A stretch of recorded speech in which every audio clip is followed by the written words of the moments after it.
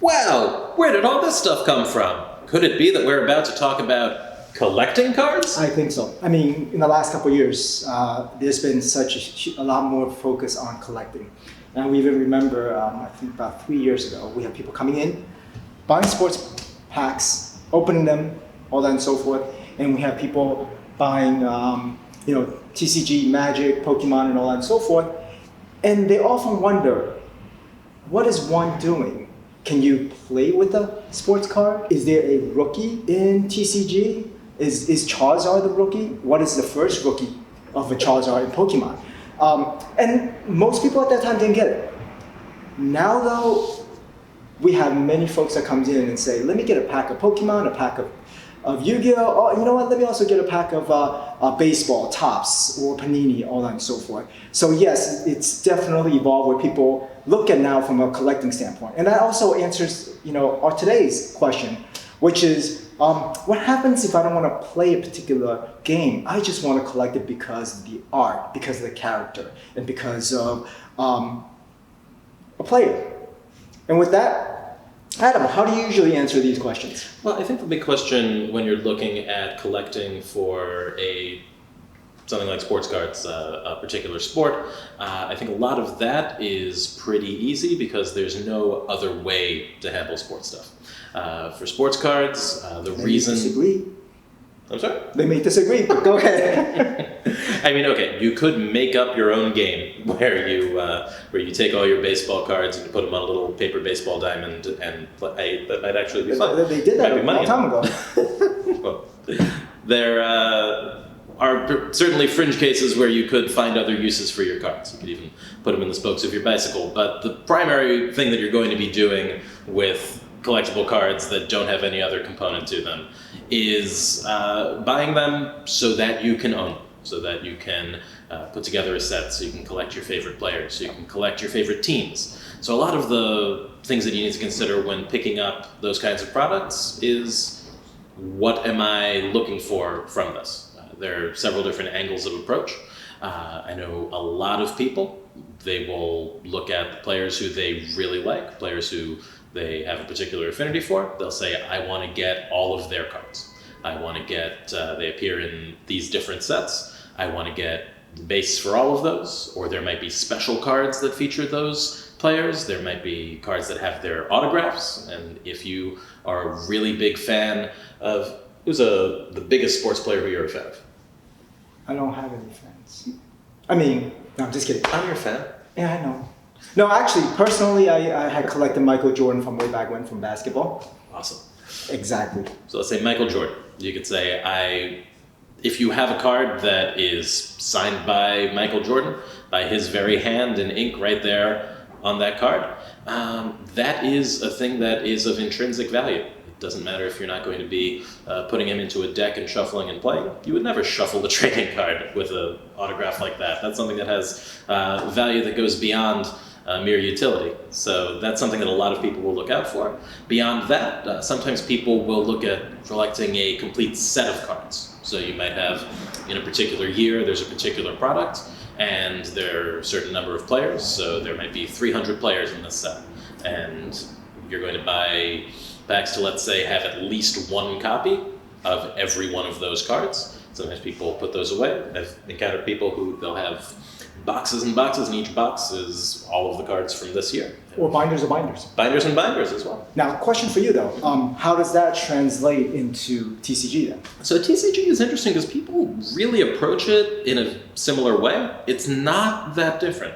I know people who definitely like to put together complete sets of trading cards as well. Trading card game cards as well. That can actually be a little bit tricky because in addition to the products that come in boxes like these, you might have special cards that are released only for tournaments, or you might have cards that are released as part of special promotions. So if you buy this, you get this card under these circumstances. So a lot of it is not only buying products, opening the packs, and assembling sets from there, but also hunting down those kind of rare and harder to find cards that can make a set truly complete. Similarly, talking about having players who you're a fan of, if you look at something like Pokemon, right? Pokemon is going to have iconic characters that people care about way beyond the Pokemon card game. Pokemon is a phenomenon. Pokemon is something that it predates the card game, and it will go on possibly long after we have left this mortal coil. So as a result, if you have a Pokemon who you have a great affinity for, I know you mentioned Charizard before. Or Pikachu. And there are certainly others. Everybody has their own Pokemon who they feel the closest attachment to. But when you look at cards like those, if you really care about Charizard because he is an icon, if you care about Pikachu because Pikachu was the first Pokemon you ever caught when you sat down with your Game Boy game and started playing, then there is a value to that, similar to collecting something like a Michael Jordan. Yeah, I mean, and just to add, a lot of times when people come in, this, how do I get started in collecting and all and so forth, and it is what I'm saying. It's really depends on your preference, what you enjoy. Whether or not, in Magic the Gathering, as he alluded to in earlier, that, hey, I like the art. I like the art, the background. I like the artist for particular cards. So I want to pick up all of his illustrations. I enjoy Yu-Gi-Oh! Because I simply enjoy the anime. I read the manga. I love Dark Magician. I like, I like, I forgot, what's the other one? Oh, Blue Eyes White Dragon. I cannot believe I forgot Blue Eyes. That's almost like me forgetting Charizard.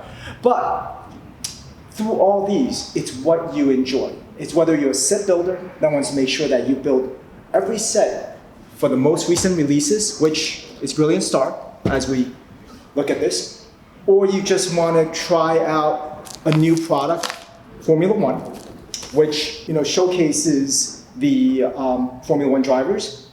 It's really what you enjoy. That's one aspect of it. There are other aspects associated with this, but it's definitely something that I think it's really for you as a collector to enjoy. But how do you start? Let's say if you look at a particular set that you're into, whether it's sports, TCG, etc., and then you could start building on that. Now, I just had a question, maybe, well, this is something obviously I have my thoughts on, but I was wondering what you think. Let's say someone walks into the store. Yep. And they say, I know that I want to start collecting this product. I know that I want to start buying baseball cards. Mm-hmm. But they look at what we have on the shelf, they look at what we have on the display, they say, I see 24 products. Yep. They're all baseball cards. Very good point. How do I know what kind of product I want to pick up at the beginning to begin building my collection? Well, that's actually a very good question. That's actually a very common question too, whether it's baseball, football, etc. The thing that I always say is, it's what you're looking for, right? Like I said earlier, did you want high end? Meaning, do you want a guarantee autograph? Do you want a guarantee game worn? Are you just looking for rookies? All that and so forth. That's how I would start off, because it's really getting a sense of what is it that somebody enjoys. And if the person goes, well, I just want to kind of get into it. I normally would say try packs. Let's say if you're into baseball, Topps, right? I would say, look, this is Topps Series 1. Every year they come out with Series 1 and there's Series 2 and then extended. There are 24 packs in here. I wouldn't necessarily recommend that you buy the box, but you could buy some packs. Open it, look at the insert ratio, because there are what's called inserts that comes one out of every number of packs, right? And you may get autographed or game worn, depends. And then from that point on, you could get a better sense of whether or not this is something that you enjoy. And then there are rookies in there, then you can start looking for a particular rookie. Or let's say you want to go a little bit, you don't want all these cards that comes with it. You may want to go, look, I just want 7 cards. And in this case is in basketball, where I open it, I get 2 or 3 cards, and I get the autograph, or I get the game worn. That is really strictly up to you, but from somebody that I would say just starting, I would say try the packs, unless you know exactly what you want, whether it's basic, middle tier in terms of some of the product lines, or the super high end.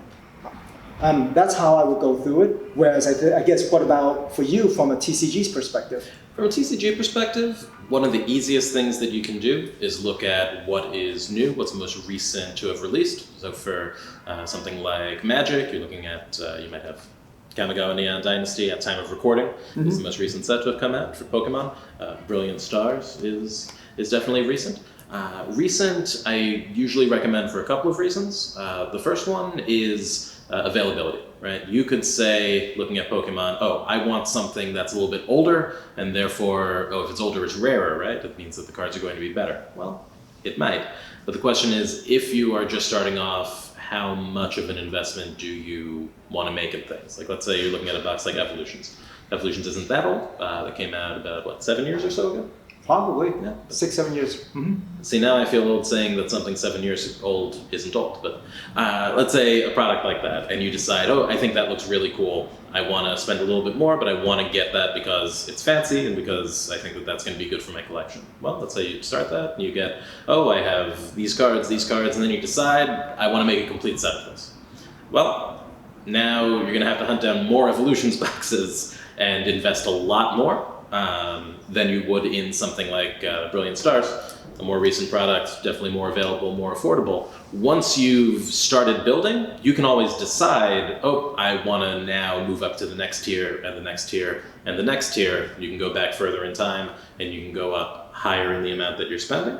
But if you start in that premium zone, unless it's a product that you know you really want and that you've seen, oh, I know that this is the thing for me, in which case, knock yourself out. Unless, if you're still trying to figure things out and you're still trying to discover what speaks to you, if you've spent all of your budget on one product that it turns out either isn't sufficient or isn't the path you want to go down, it's a lot harder to then switch gears. So I would definitely say new is often one of the best ways to go. And then the other thing that, even though this might seem like a little bit of a cop-out, look at what's in the set, right? Look at the cards you can find if you're talking about a product like, let's say, My Hero Academia, right? This is something that is a very popular anime, and it's something that you're going to be familiar already right off the bat with the characters, with the idea behind it, even if you're not necessarily playing the game. If you know the product, and if you know what kind of characters you like and what you're looking for, go for the product you can find that has something that's going to speak to you. I think that's... No, absolutely. Yep. And when you're talking about something that speaks to you, it could be single cards, individual cards, it could be sets, and it could be just buying a box.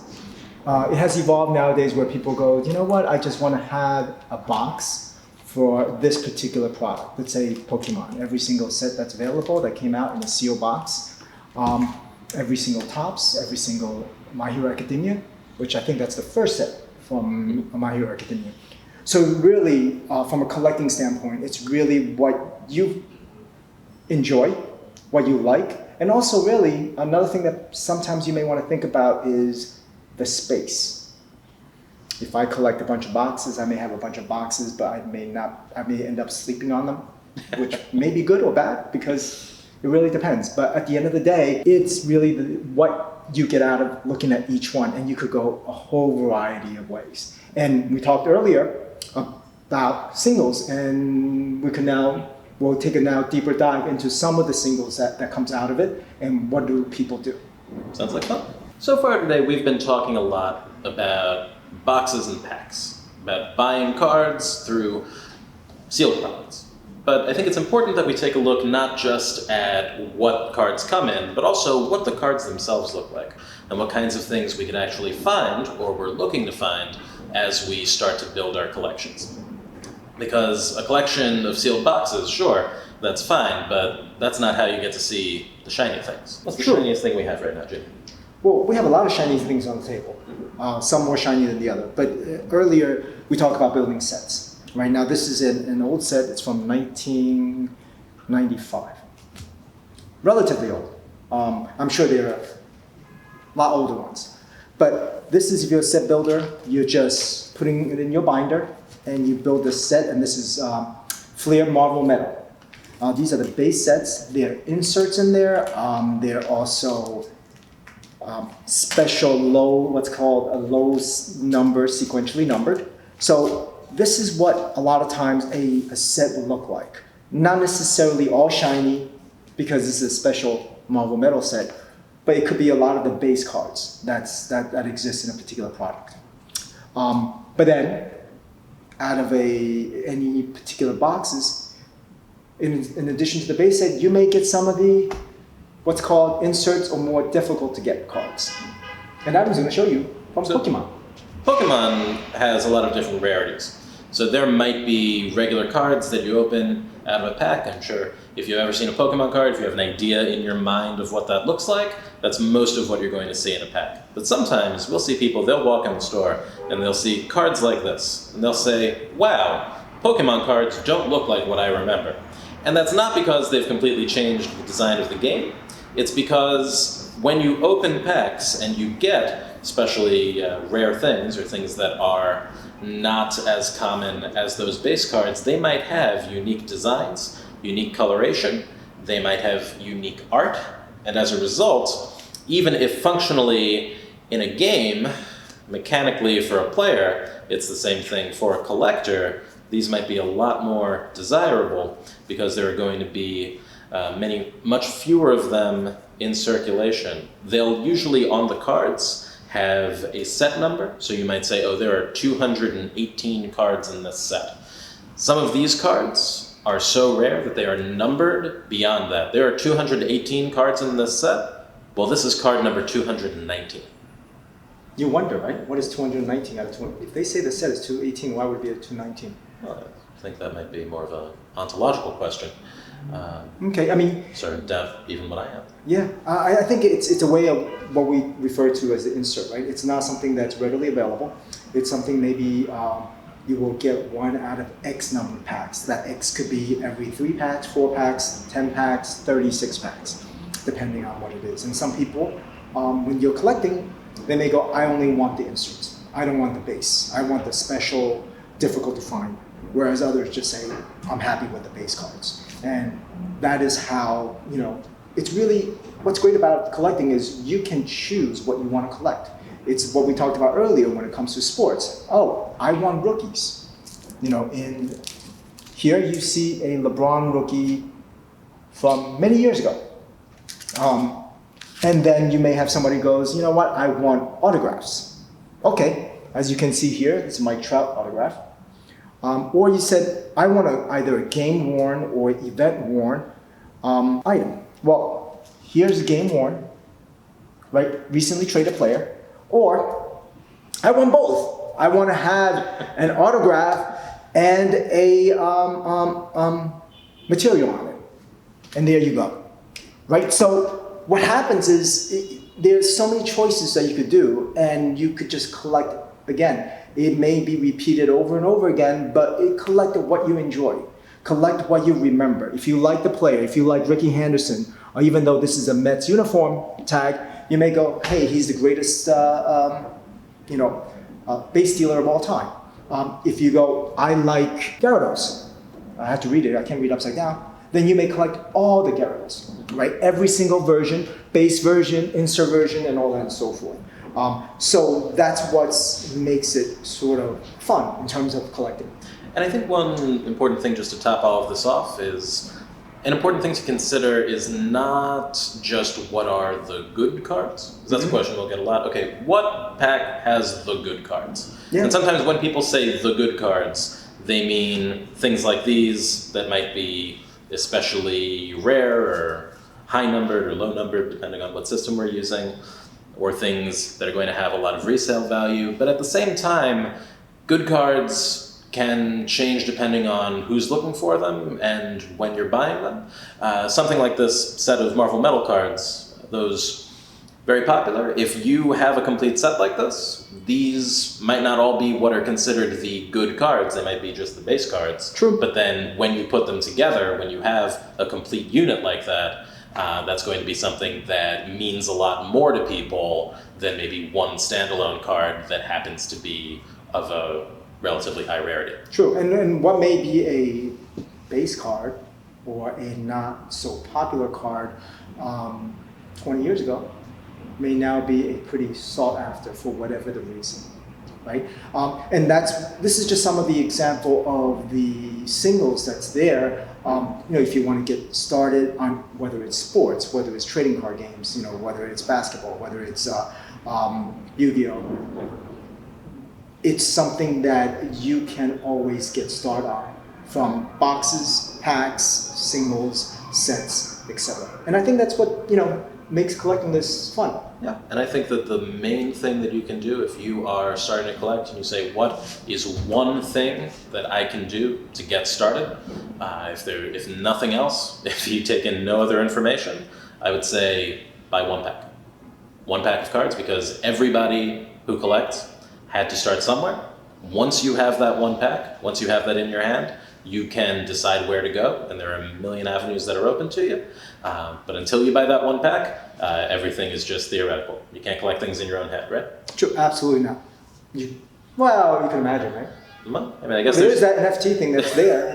But it's there. It's not physical, but it's there. Well, until we start dealing in cyberspace, I'd say a physical pack, probably the best thing. And then once you have something in your possession, you can always add. Absolutely. And that concludes our today's episode. And like we've always said, from episode 1, that's always already 2 episodes. Send us any questions that you may have.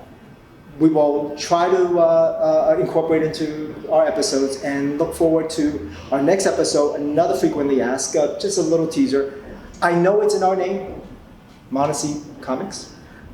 We haven't talked about collecting comics. That's something that we'll touch upon. I can hardly wait.